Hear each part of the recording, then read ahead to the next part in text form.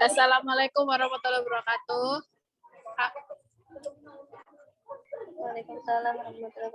Waalaikumsalam warahmatullahi wabarakatuh. Saya di sini akan mempresentasikan hasil kerja kelompok presentasi kelompok 8 tentang penerapan farmakonomi dalam kasus penyakit DM dan stroke. Beranggotakan Aiwikri Hamidah, Diana Vikasari, Vera Lestari, Fiona Liasti, dan Gania Isa Setia Dewa Pratiwi.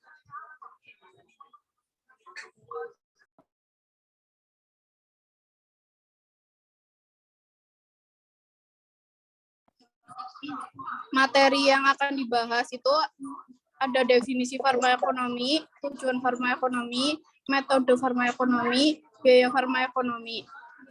Ada penerapan farmakonomi dalam DM itu ada penyakit DM, penerapan farmakonomi dalam DM. Nah, dari penerapan farmakonomi dalam stroke itu ada penyakit stroke, penerapan farmakonomi dalam stroke.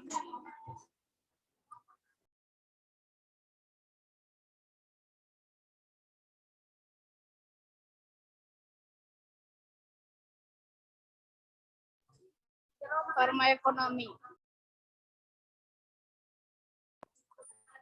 Definisi farmakonomi itu adalah proses identifikasi, pengukuran, dan membandingkan biaya, resiko, dan manfaat dari program pelayanan atau terapi dan menentukan alternatif yang memberikan keluaran kesehatan terbaik untuk sumber daya yang digunakan untuk memberikan keluaran optimal rupiah yang dikeluarkan dalam memilih pilihan terapi paling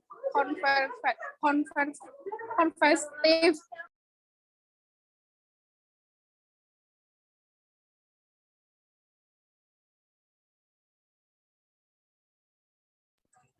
Tujuan dari farmakonomi itu meningkatkan taraf kesehatan dengan meningkatkan efektivitas perawatan kesehatan. Kedua, untuk dapat membantu apoteker membandingkan input atau biaya untuk produk dan layanan farmasi dan output atau hasil pengobatan. Untuk membuat keputusan penting tentang penentuan formularium manajemen penyakit dan penilaian pengobatan.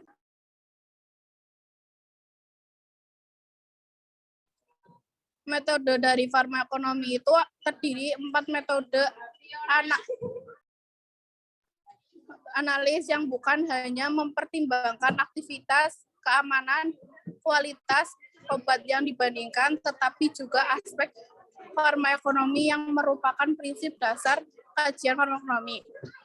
Metode farmakonomi itu ada AMIB, AEB, AUB, dan AMB.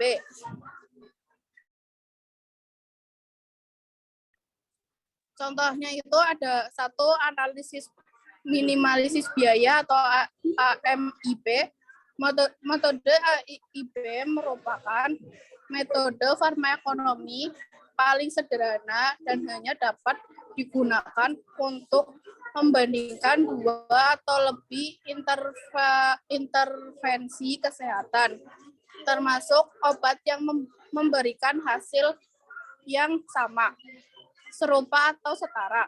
Oleh karena hasil pengobatan dari investasi sama, maka yang dibandingkan hanya satu sisi, yaitu biaya. AMIB tidak bisa digunakan untuk membandingkan obat yang berbeda kelas terapi dengan outcome yang berbeda. 2. Analisis efektivitas biaya atau AEB. Pada AEB, biaya intervensi kesehatan diukur dalam unit moneter dan hasil dari intervensi tersebut dalam unit alamiah atau indikator kesehatan baik klinis maupun non-klinis. Oleh sebab itu, AEB hanya dapat digunakan untuk membandingkan intervensi kesehatan yang memiliki tujuan yang sama Kondisi klinis dapat memilih alternatif dengan biaya lebih rendah untuk setiap outcome yang diperoleh.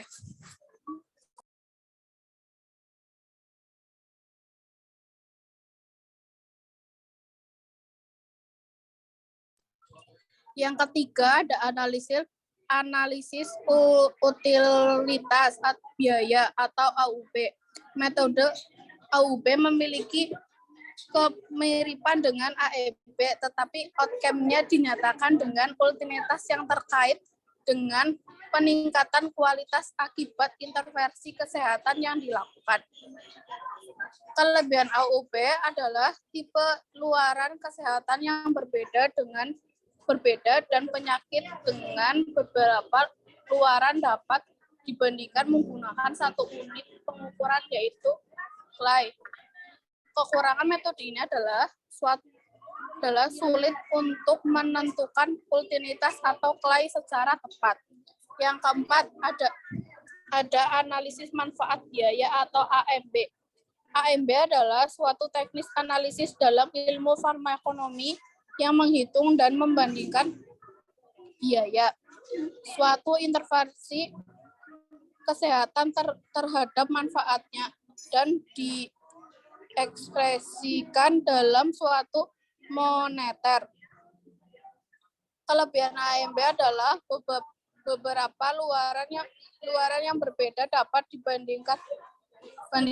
Luaran diukur dengan nilai mata uang. Kekurangan AMB adalah bahwa menempatkan nilai ekonomi pada luaran medik bukan merupakan hal yang mudah. Tidak ada kesepakatan bersama standar untuk bisa memenuhinya. Biaya farmakonomi itu ada direct medical costs, direct medical costs, indirect costs, intangible costs.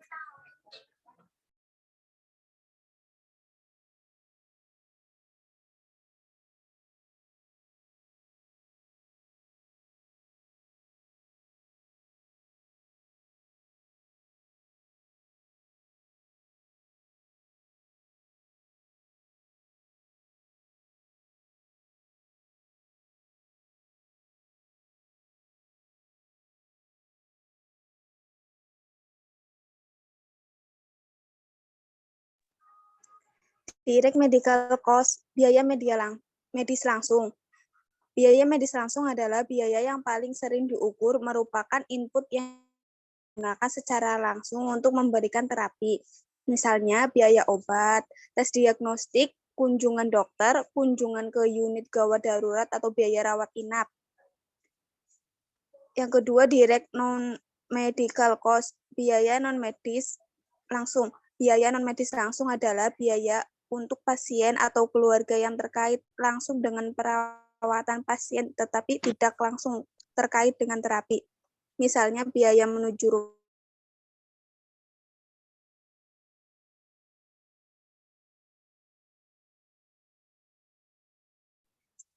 indirect cost, biaya tidak langsung. Biaya tidak langsung adalah sejumlah biaya yang terkait dengan hilangnya produktivitas akibat menderita suatu penyakit. Intangible cost, biaya tidak teraba adalah biaya yang sulit diukur dalam unit moneter, misalnya rasa sakit dan rasa cemas yang diderita pasien atau keluarganya.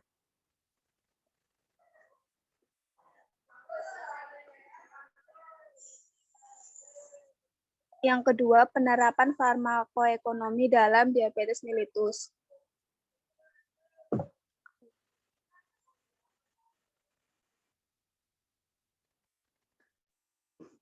Diabetes mellitus adalah suatu penyakit metabolik yang ditandai dengan adanya hiperglikemia yang terjadi karena pankreas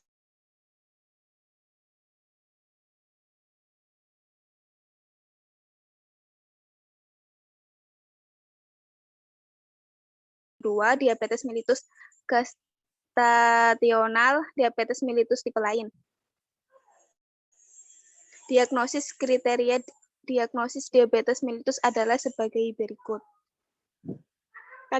Kadar glukosa darah puasa 126 mg per dl. Puasa adalah kondisi tidak ada asupan kalori minimal 8 jam. Glukosa plasma 2 jam setelah makan lebih dari 200 mg per dl. Tes toleransi glukosa oral adalah pemeriksaan glukosa setelah mendapat pemasukan glukosa yang setara dengan 75 gram glukosa anhidrat yang dilarutkan dalam air. Nilai HbA1c lebih dari 6,5% dilakukan pada sarana laboratorium yang telah terstandarisasi dengan baik. Pemeriksaan glukosa plasma sewaktu 200 mg per dl dengan keluhan klasik poliuria, polidipsi, dan polifagia dalam malam hari yaitu nokturia, dan lesu yaitu letargi.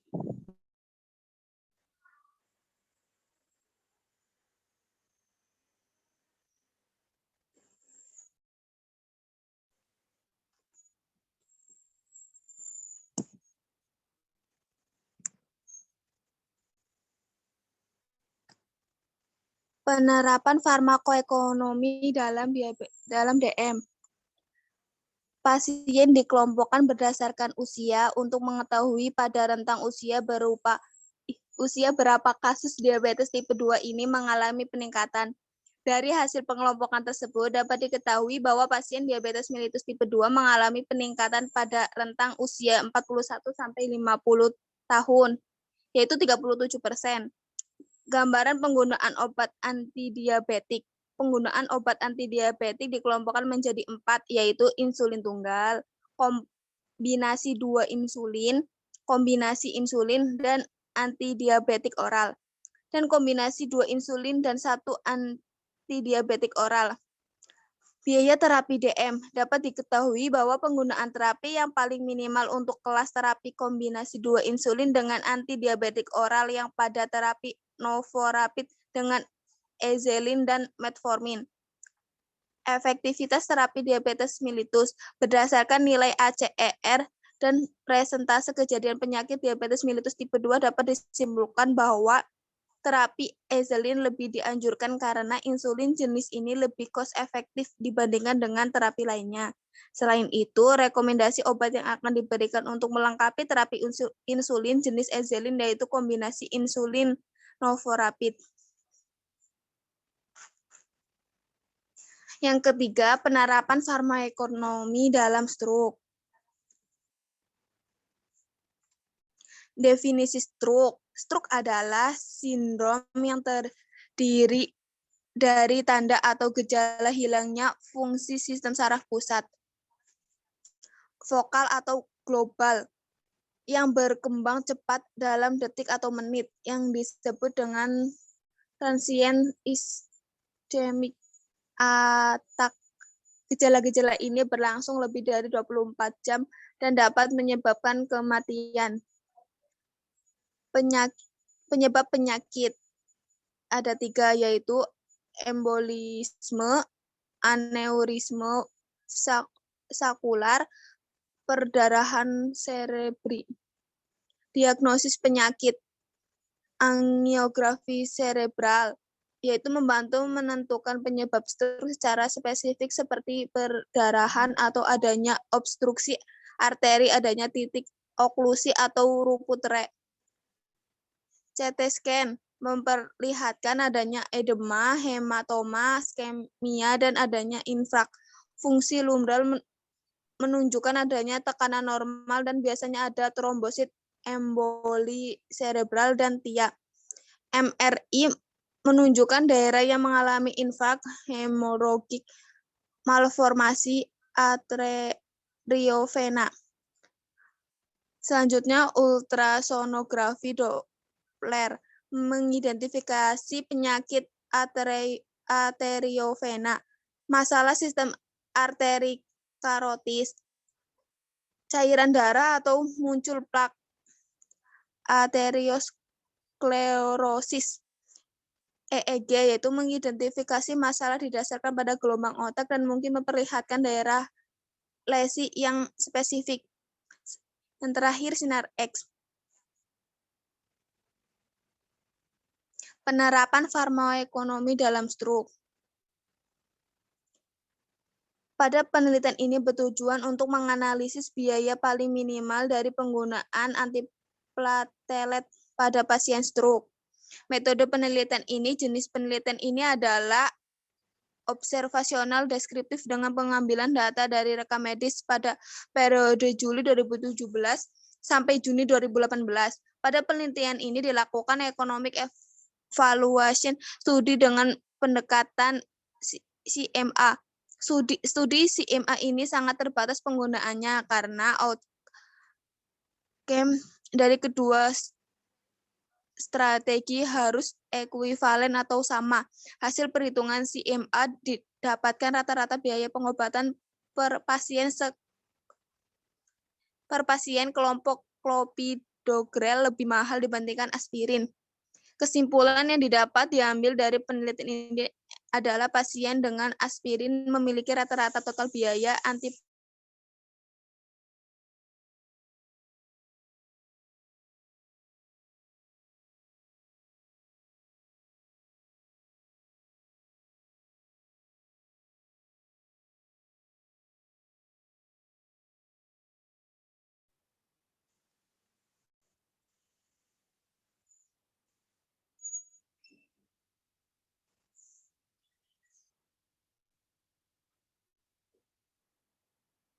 lanjut. Kesimpulan.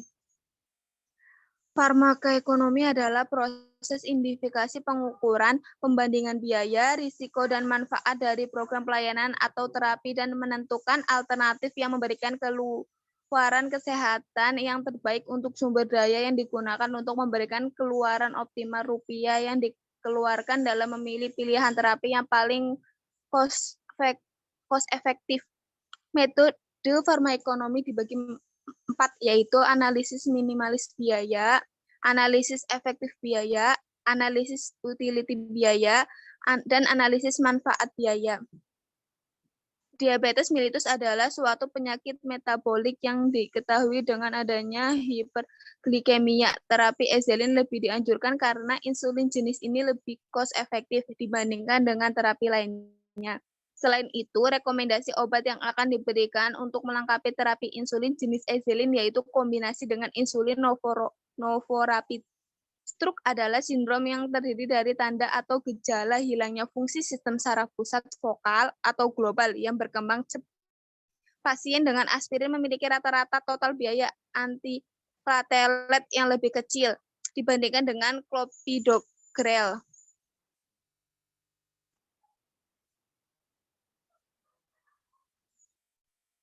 Terima kasih presentasi dari kelompok kami.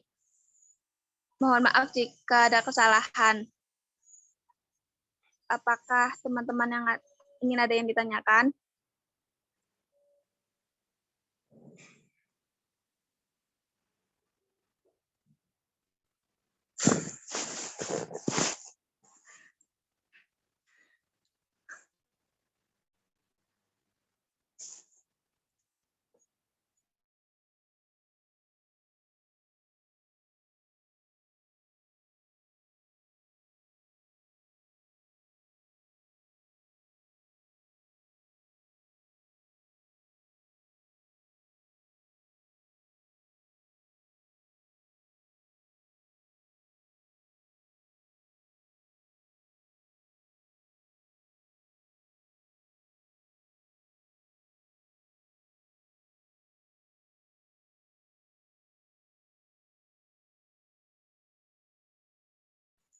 Baik, kalau jika tidak ada yang ditanyakan, terima kasih. Wassalamualaikum warahmatullahi wabarakatuh.